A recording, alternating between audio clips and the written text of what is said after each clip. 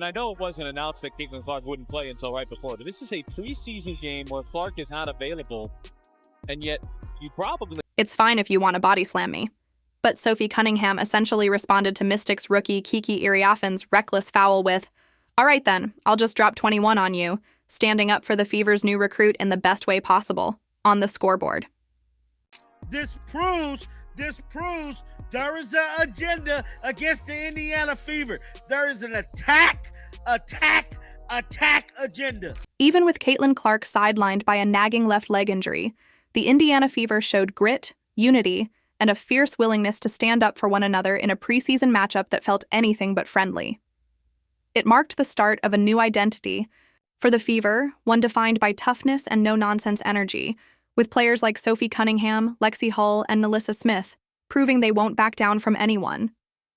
In this video, we'll break down everything that went down, the Washington Mystics' response after a cheap shot, and the fiery way Sophie and the Fever answered back. If you're loving this bold new Indiana energy, drop a in the comments for Sophie.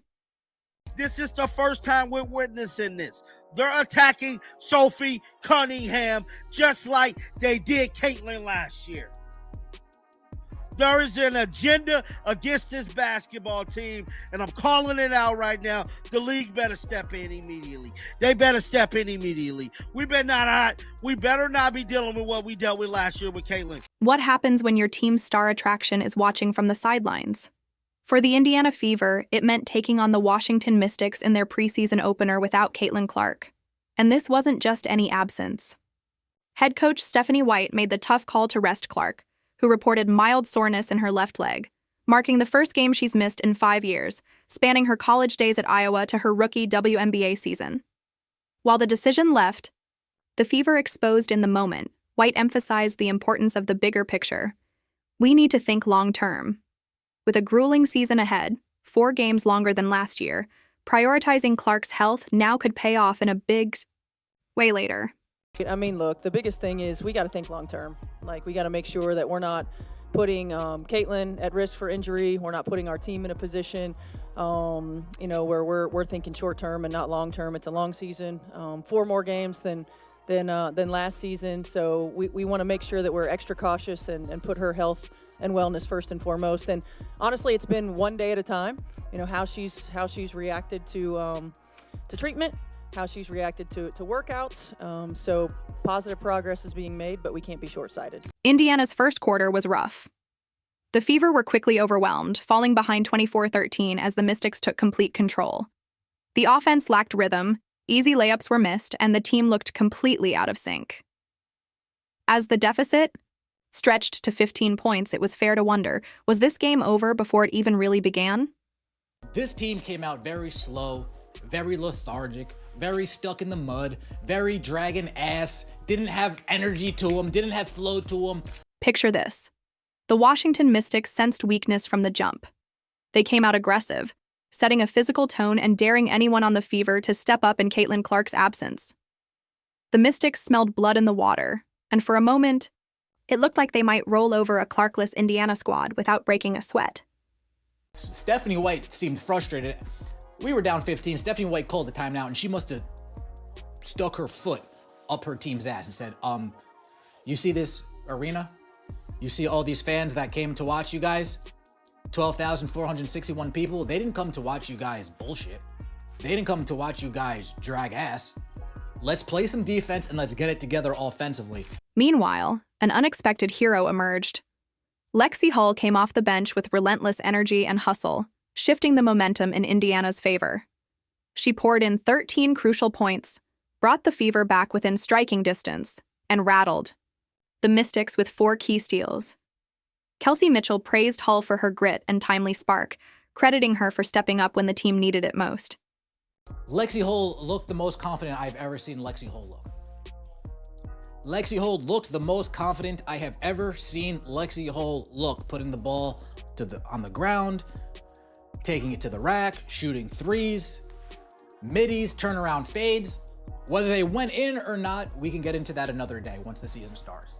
But the fact that she's confident enough in her game to where she's at least willing to try to do something to make the offense happen, to create points, to create confusion among the defense.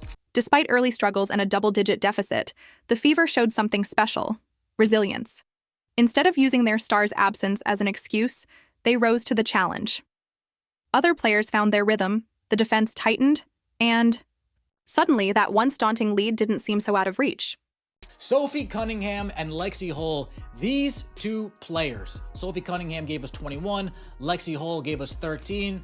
The Blonde Bombers is what they're calling them. We were down 15 in the first half. Why were we down 15? We cut it to within 3 at halftime. The Fever's ability to stay competitive without Caitlin Clark wasn't about one player trying to replicate her 20-plus points per game. It was about unexpected heroes stepping up, playing with heart, and refusing to back down from Washington's physicality.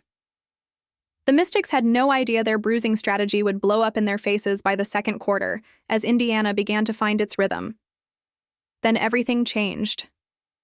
With just under 5 minutes left in the first half, Mystics rookie Kiki Iriafen delivered what could only be described as a body slam on Sophie Cunningham, an act that instantly flipped the tone of the game.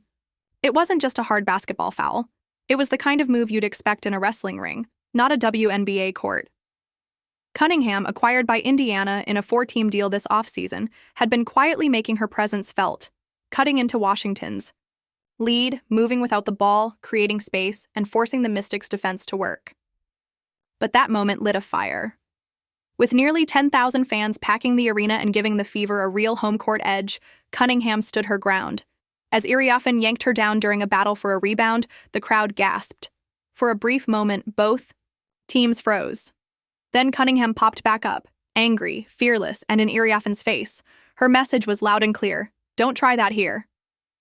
I know it wasn't announced that Caitlin Clark wouldn't play until right before, but this is a preseason game where Clark is not available, and yet you probably... Even through the broadcast, Sophie Cunningham's words rang out loud and clear.